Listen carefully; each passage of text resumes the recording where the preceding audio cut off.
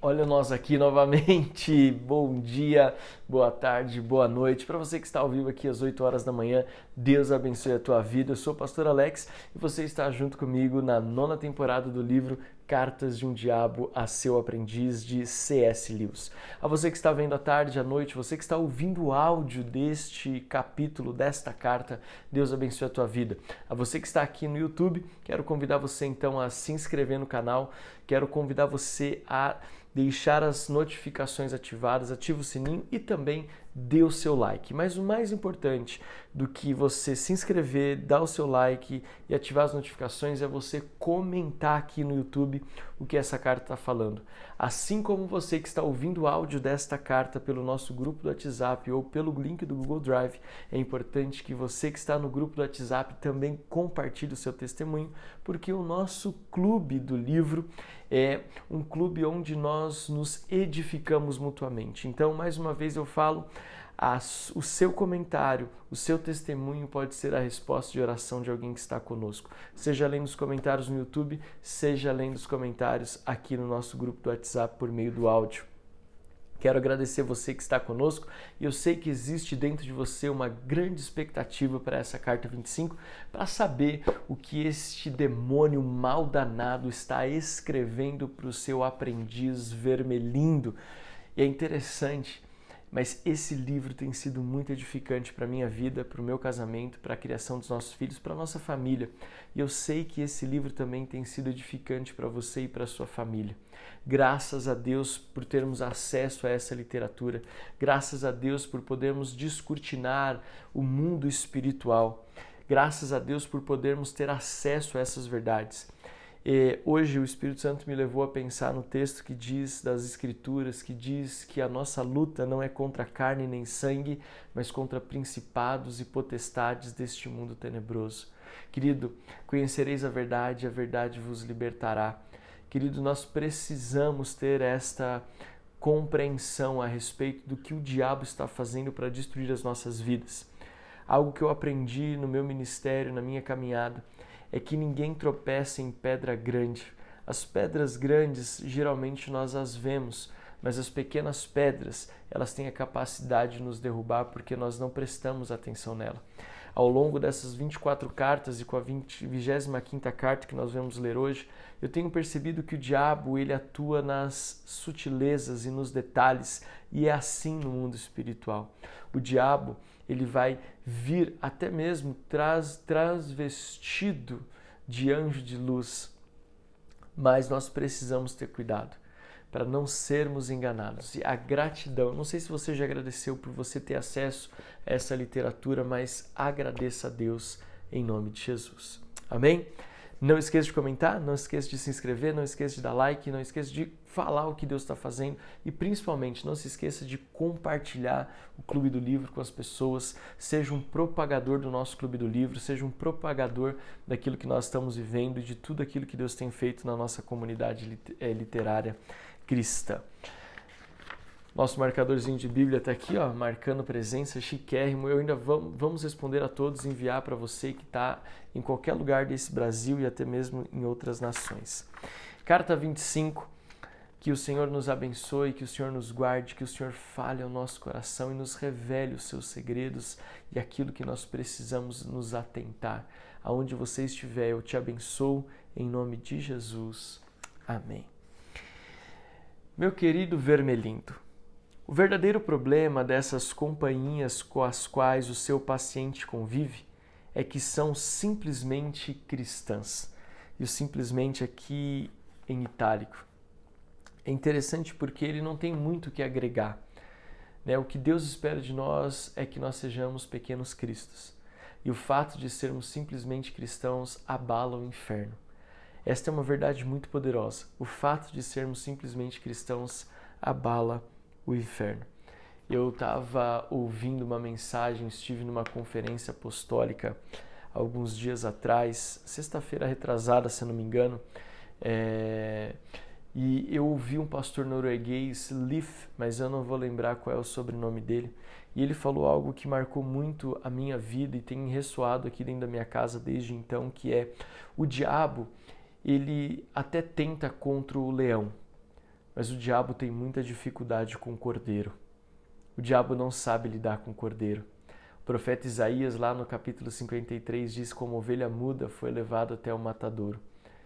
O castigo que nos traz a paz estava sobre ele, pelas suas pisaduras nós fomos sarados. Ou seja, o diabo não consegue lidar com a simplicidade da nossa fé. O simples fato de sermos santos, separados desse mundo, tementes a Deus e fiéis às Sagradas Escrituras, isso abala o inferno. Não é o quanto você é capaz de produzir, mas é o quanto nós somos capazes de nos submeter. Quanta coisa só na primeira frase, né? Todos eles têm interesses individuais, é claro, mas o laço que os une continua sendo o cristianismo puro e simples. Eu vou ler novamente. Todos eles têm interesses individuais, é claro, mas o laço que os une continua sendo o cristianismo puro e simples. Aqui o Lewis está falando sobre a individualidade que nós temos dada por Deus. Mas esta individualidade, ela é maravilhosa, ela é transformada em algo extraordinário quando nós nos conectamos uns aos outros em amor. E aqui ele cita algo muito interessante. O que os une continua sendo o cristianismo puro e simples. Aqui Lewis, ele está fazendo uma citação, um livro que ele vai publicar 10 anos depois do que ele publica a Cartas de um Diabo a Seu Aprendiz, de Screen Tape Letters, que é o título original dessa carta, desse livro, em inglês. 10 anos depois só que nasce o livro famosíssimo do Lewis, Cristianismo Puro e Simples. Agora, é interessante que ele menciona isso aqui nessa carta, porque Cristianismo Puro e Simples, ele é um compilado de transmissões que o Lewis fazia para a BBC na época da guerra, que começou em 1941, as transmissões de rádio, onde Lewis tinha essas transmissões chamadas Cristianismo Puro e Simples, ou Merry Christian, alguma coisa assim. Não vou lembrar agora. Mas o título em português é Cristianismo Puro e Simples. Então, é interessante que enquanto Lewis estava preparando esta literatura que está nas nossas mãos, ele já estava transmitindo via rádio aquilo que se tornaria 10 anos depois o livro Cristianismo Puro e Simples, e ele consegue juntar todas as coisas em uma só. Eu acho isso fabuloso. Continuando. O que desejamos, se os seres humanos tiverem que se tornar cristãos, é mantê-los no estado mental que eu chamei de cristianismo e. Você me entendeu? Cristianismo e a crise, cristianismo e a nova psicologia, cristianismo e a nova ordem mundial, cristianismo e a cura pela fé, cristianismo e a pesquisa psíquica, cristianismo e o vegetarianismo, cristianismo e a reforma ortográfica. Se não houver como evitar que eles se tornem cristãos, ao menos faça com que sejam cristãos com um desses diferenciais. Substitua a própria fé por alguma moda com um colorido cristão.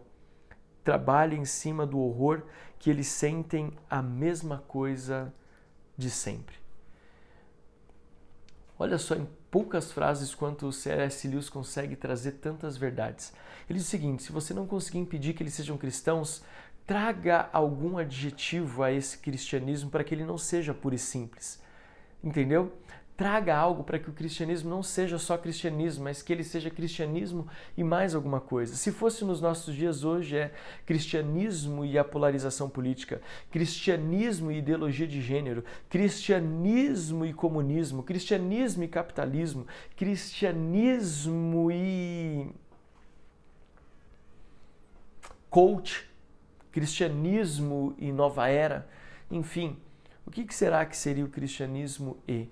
Lembrando que isso é para tirar o foco do cristianismo puro e simples. E aqui ele introduz algo novo. Trabalhe em cima do horror que eles sentem a mesma coisa de sempre. O horror, a mesma coisa de sempre, é uma das paixões mais valiosas que produzimos no coração humano. Uma fonte infindável de heresias na religião, de destino no aconselhamento, de infidelidade no casamento e de inconstância na amizade.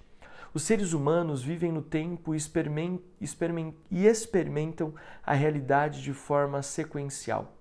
Para vivenciar essa realidade de forma intensiva, portanto, eles devem experimentar muitas coisas diferentes.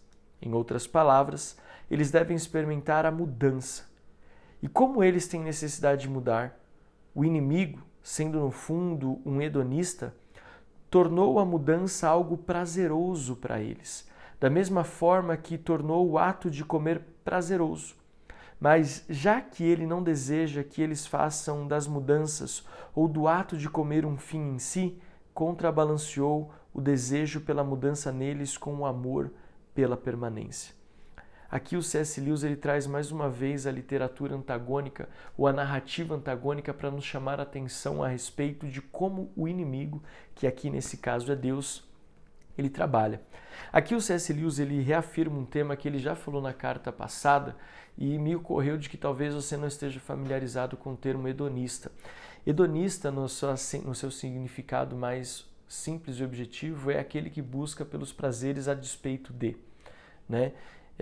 Então, ele está introduzindo aqui esse termo, ou reafirmando esse termo, dizendo de forma equivocada, ou talvez usando de forma equivocada, que Deus é hedonista, que ele busca pelo prazer.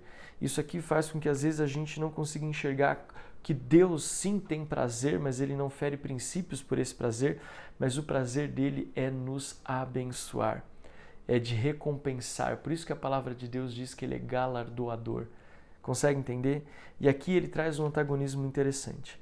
Mas já que ele não deseja que eles façam das mudanças ou do ato de comer um fim em si, contrabalanceou o desejo pela mudança neles com o amor pela permanência. Ou seja, eles têm desejo pela mudança, mas eles buscam pela permanência. Ele idealizou satisfazer ambos os gostos no mundo que criou por meio dessa união entre mudança e permanência, que ele chamou de ritmo. Ó só, ritmo, mudança, permanência, a hora de ir, a hora de ficar, a hora de andar, a hora de parar.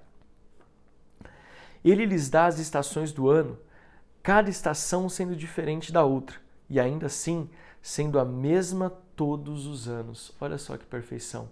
Deus trabalha com equilíbrio. O equilíbrio de Deus a gente pode chamar de ritmo. Todas as coisas dentro da sua conformidade, dentro do seu espaço-tempo. Deus é perfeito. Deus é perfeito e o diabo é que não presta.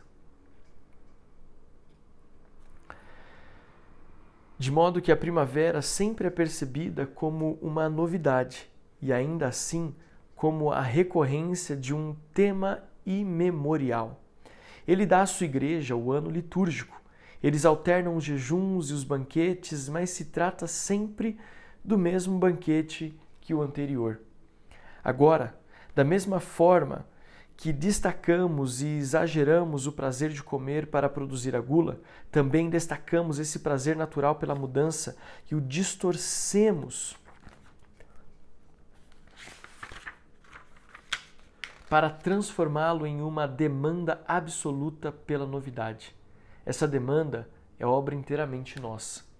Ou seja, assim como comer é prazeroso, mas comer demais ou não ter equilíbrio se transforma em pecado, o que ele está tentando fazer é o seguinte: vamos fazer com que essa busca pela mudança também se torne algo, um fator de desequilíbrio para eles. Esta inconformidade exacerbada, esse desejo pelo novo, pode gerar neles um desequilíbrio. Então, isso é obra nossa. Se negligenciarmos nosso dever, os homens não serão apenas satisfeitos, mas transportados pela mistura de novidade e de familiaridade dos flocos de neve deste mês de janeiro. Do nascer do sol desta manhã, do pudim deste Natal, as crianças, pelo menos, se influenciarmos em sua educação, ficarão perfeitamente contentes com uma sazonal rodada de jogos, onde jogar bolinha de gude é seguido de pular amarelinha, com a mesma regularidade com que o verão é seguido pelo outono. Somente por nossos esforços incessantes é que a demanda por mudança infinita ou arrítmica continua sendo mantida viva. Esta busca por mudança arrítmica é tudo aquilo que não tem nada a ver com o reino de Deus. Entendeu o antagonismo? É tudo aquilo que não tem nada a ver com o reino de Deus. O reino de Deus é rítmico. Os anjos adoram 24 horas por dia. Santo, santo, santo é o Senhor dos exércitos. É claro que a adoração é muito mais que música, mas música fala de ritmo. Adoração é sinônimo de sacrifício. Sacrifício é sinônimo de adoração. E nós sabemos que não tem como adorar senão por meio dos dons que Ele nos deu, que nós sacrificamos a nossa vida para entregar a Deus aquilo que Ele também já nos deu. Consegue entender? Então, quando nós falamos de desordem ou de uma vida arrítmica, nós estamos falando de um desequilíbrio provocado pelo diabo para roubar de nós a essência daquilo que Deus nos entregou. Tudo que Deus confia em nossas mãos é bom e é perfeito, é rítmico.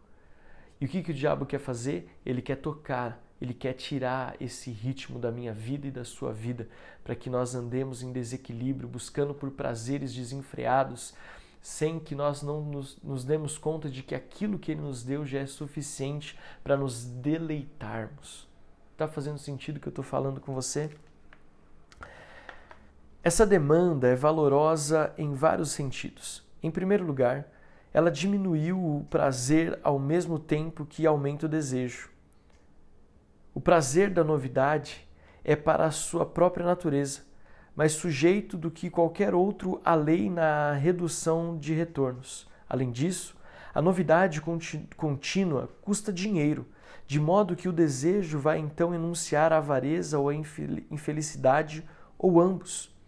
E mais uma vez, quanto mais voraz for esse desejo, mais cedo ele tende a esgotar as fontes inocentes de prazer e passar para aquelas que o inimigo proíbe.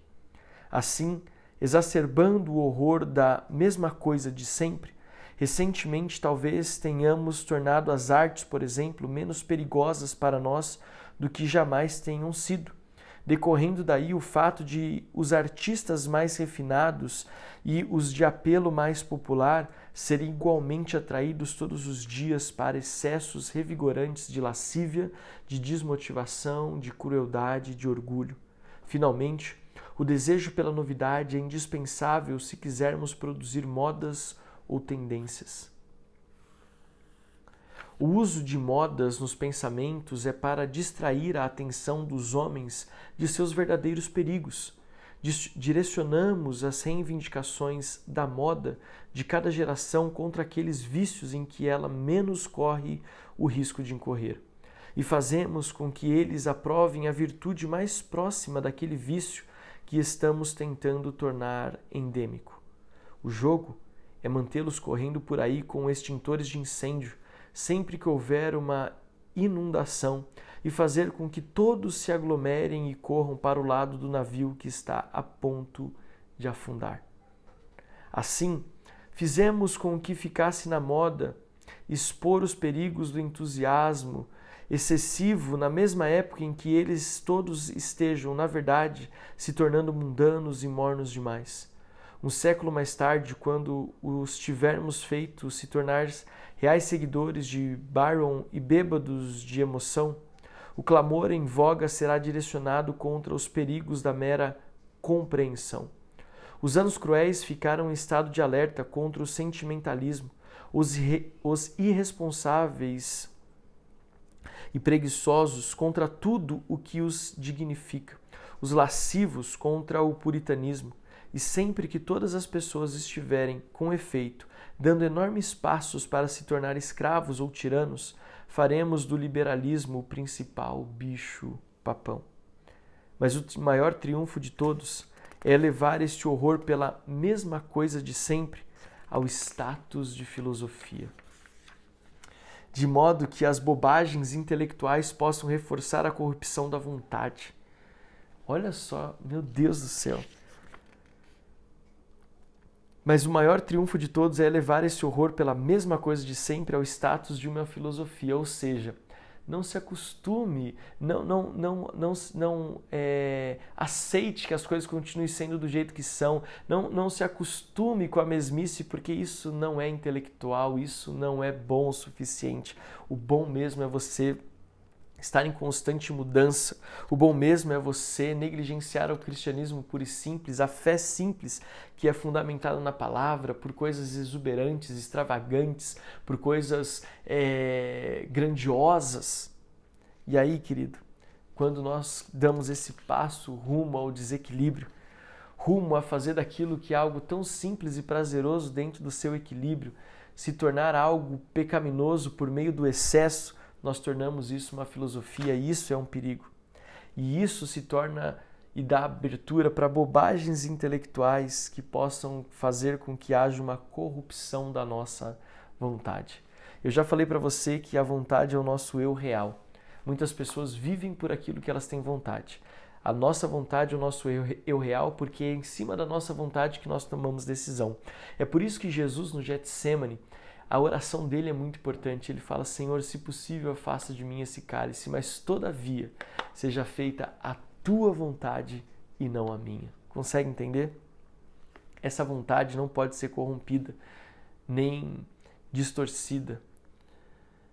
Continuando. É aqui que o caráter genericamente evolucionário ou histórico do pensamento moderno europeu assume um papel tão útil, em parte obra nossa. O inimigo ama obviedades. De acordo com o seu plano de ação, ele quer que as pessoas, até onde vejo, façam perguntas bem simples. É justo? É prudente? É possível? Agora, se pudermos fazer com que persistam perguntando: isto é de acordo com a tendência geral do nosso tempo? É progressista ou é reacionário? É para essa direção que a história caminha? Eles vão negligenciar as questões relevantes e as perguntas que eles realmente fazem, obviamente, não são respondíveis, pois eles não conhecem o futuro e que o futuro lhes reserva depende, em grande medida, precisamente dessas escolhas que os homens querem fazer com a ajuda das previsões futurísticas. A consequência disso é que, enquanto as suas mentes estão vagando nesse vácuo, temos melhores chances de entrar e amarrá-las à ação que nós decidimos que realizem.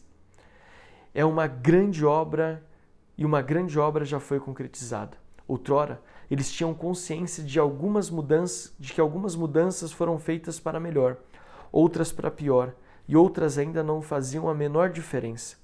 Afastamos esse conhecimento em grande escala, pois substituímos o adjetivo descritivo imutável pelo adjetivo emocional estagnado. Olha só, afastamos esse conhecimento em grande escala, pois substituímos o adjetivo descritivo imutável, perpétuo. Tenho por estatuto perpétuo. A Bíblia está cheia dessas citações. Se você ler atentamente, você vai ver inúmeras vezes a palavra tenho por estatuto perpétuo. Isso é maravilhoso. Tenho por estatuto perpétuo, ou seja, imutável pelo adjetivo emocional estagnado. Hoje em dia, e de novo, esse livro é muito atemporal. Meu Deus do céu, já estamos em 23 minutos de vídeo e de transmissão, de áudio, e eu teria tanta coisa para falar, mas eu não quero extrapolar o tempo, mas esse capítulo está nos revelando o quanto esse livro é atemporal. Isso só prova para mim, para você, que o mundo espiritual, né, eu já falei para você, as nossas lutas não são contra carne nem sangue, mas contra principados e potestades desse mundo de trevas. O que é interessante pensar é que o mundo espiritual ele é atemporal. O mundo espiritual não anda no Cronos. Ele anda no Kairos. Entendeu? O mundo espiritual ele tem uma outra perspectiva. E é por isso que o que o C.S. Lewis está falando, e ele falou lá em 1942, serve para nós hoje, em 2025. Hoje nós estamos mudando aquilo que Deus nos deixou e tentando diminuir, falamos isso na carta passada, subtrair, diminuir aquilo que Deus estabeleceu para a minha vida e para a sua vida como uma verdade, por um adjetivo ou por uma... Me fugiu a palavra aqui, mas por uma inferiorização do significado. Não é essa palavra, mas é o que ela significa. Uma inferiorização do significado. Então, aquilo que é estatuto perpétuo, imutável, agora significa estagnado. Estou parado. Não consigo avançar. Não. É interessante, eu tenho uma mensagem que Deus ele fala assim, aquele que permanece, permaneça no meu amor. Às vezes nós achamos que o muito fazer vai nos aproximar de Deus. Não, o que nos aproxima de Deus é entender as suas verdades para a nossa vida, para o tempo de hoje e agir de acordo com aquilo que Ele tem para a nossa vida hoje, de forma equilibrada. De forma equilibrada. Às vezes o que Deus está te chamando a fazer é algo que aparentemente parece simples e sem grandes moveres, mas é nessa simplicidade que Deus vai transformar a sua vida e a vida de todos que estão à sua volta por meio daquilo que Ele confiou a você. Consegue entender? Então, nós precisamos não cair ou nos atentar para essas artimanhas do diabo, que ele tenta substituir aquilo que é bom, que é agradável, que é de boa fama, que Deus estabeleceu como se fosse algo ruim. E quando nós enxergamos com os olhos maus, nós tomamos decisões erradas. Mas vamos terminar a carta. Nós os treinamos para pensar no futuro como uma terra prometida, reservada aos heróis privilegiados. Não como algo que todos conseguem fazer no espaço de tempo de 70 minutos por hora. Ou de 60 minutos por hora, perdão. Seja o que for que se faça e de quem seja. Com carinho, seu tio maldanado. Eu não sei o que marcou você nessa carta. Mas o que eu quero fazer, as perguntas que eu quero fazer é: você tem vivido um cristianismo puro e simples? Você tem vivido uma fé simples, mas que toca a eternidade? Essa é a primeira pergunta. A segunda pergunta é: você tem negligenciado a fé e a simplicidade da fé pelos prazeres, pela busca dos prazeres e da satisfação pessoal? Eu falei que eram duas, mas na verdade são três. E a terceira pergunta que eu quero fazer para você é justamente a pergunta sobre o que você tem diminuído? Ou o que você tem distorcido? Aquilo que Deus falou e que é uma verdade, mas você tem distorcido para caber dentro da sua vida ou caber dentro da sua ideologia. São perguntas muito interessantes que eu quero que você responda. Assim nós terminamos a carta de número 25 e eu quero de verdade, gente, ouvir tudo que você tem para dizer. É óbvio que eu não sou e não tenho aqui todas as respostas e nem consigo inserir aqui todos os comentários que eu gostaria de fazer, mas eu quero ouvir os seus. O que essas palavras, o que essa junção de frases do capítulo ou da carta 25 que nós lemos ministrou ao teu coração? Escreve aqui nos comentários do YouTube, escreve aqui no áudio, você que está ouvindo o áudio, escreve aqui no nosso Clube do Livro no WhatsApp, pois eu quero ouvir o que o Espírito Santo tem ministrado ao teu coração. Lembrando que nós deixamos sempre, tanto aqui no YouTube, na descrição do vídeo, quanto nas legendas do grupo do WhatsApp, uma base bíblica para você ler, para somar com as cartas que nós estamos lendo, com os temas bem direcionados. Então eu quero abençoar você, mais uma vez pedir, dê o seu like, se inscreva no canal, ative as notificações e também curta e encaminhe esses áudios, você que está no Clube do Livro no WhatsApp, para outras pessoas. Eu abençoo a tua vida e até amanhã com a carta de número 26.